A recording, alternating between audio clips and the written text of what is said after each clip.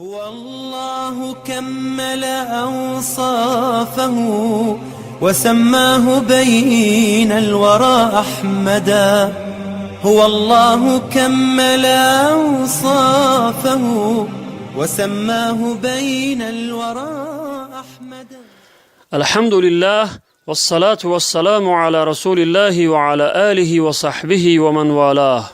اما بعد، از حضرت ابو هریره رضی الله عنه روایت است که پیامبر خدا صلی الله علیه و سلم فرمودند: بنده کلمه ای را به زبان می آورد که در مورد آن نمی اندیشد و به سبب آن از مسافه بین مشرق و مغرب هم دورتر به دوزخ می افتد. روایت بخاری و مسلم.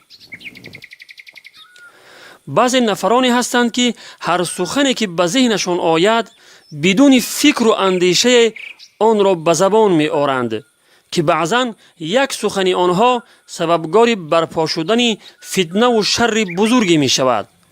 یا سخنی می گویند که دل صدها بلکه دل یک قوم و ملت را می شکند. یا سخنی می گویند که به سبب آن از دایره اسلام خارج می شوند ولی خودشان هم آگاه نمی شوند.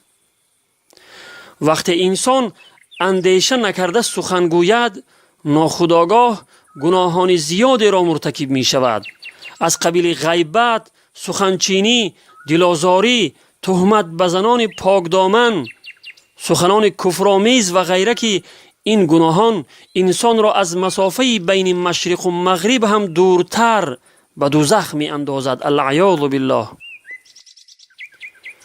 در این حدیث پیامبر خدا صلی الله علیه و سلم ما را هشدار می سازد که وقتی می خواهیم سخنی بگوییم باید خوب اندیشه کنیم که این سخن ما در دین و دنیای ما تا چه اندازه فایده آور است و چه ضررها و پیامدهای بدی دارد. ما را تأکید به آن می کند که از سخن بسیار بیفایده بپرهیزیم، خصوصا به هنگام خشم و غضب که خیلی پیامدهای بدی دارد. طلاق دادن زن و سخنان کفرآمیز گفتن و غیره از همین قبیل است که بعد از آن پشیمانی هیچ سودی ندارد. پیامبر خدا صلی الله علیه و سلم در حدیثهای بیشمار امتش را به نگاه داشتن زبان تأکید خصوصی فرموده اند و وعده کرده اند که اگر کسی ضمانت دهد که زبانش را حفاظت می کند و نگاه می دارد، من ضمانت می دهم او داخل جنت می شود.